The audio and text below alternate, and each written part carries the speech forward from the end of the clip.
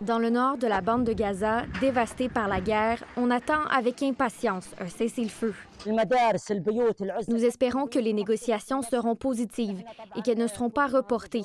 Nous espérons qu'ils cesseront de tuer nos enfants, notre peuple, dit ce Palestinien.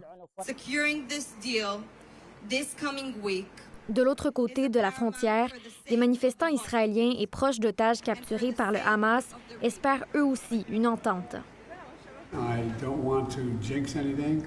Après 2 jours de discussion, les États-Unis ont mis de l'avant vendredi une nouvelle proposition pour un cessez-le-feu. On estimait être plus proche que jamais d'un accord. Les négociateurs israéliens avaient même exprimé leur optimisme prudent.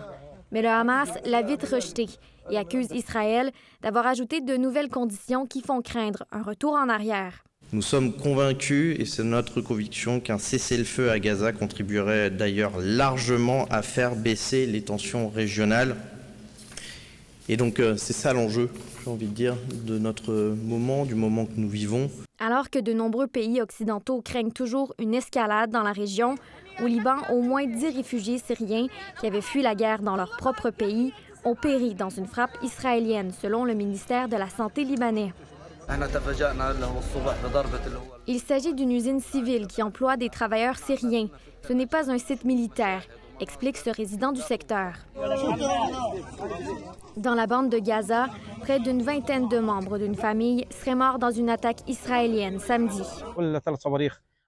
Ils dormaient dans leur lit, c'étaient des enfants, des bébés, et 3 missiles ont frappé leur résidence, 10 voisins. Les pourparlers pour en arriver à un cessez-le-feu devraient normalement reprendre la semaine prochaine au Caire. Ici Raphaël Drouin, Radio-Canada, Montréal.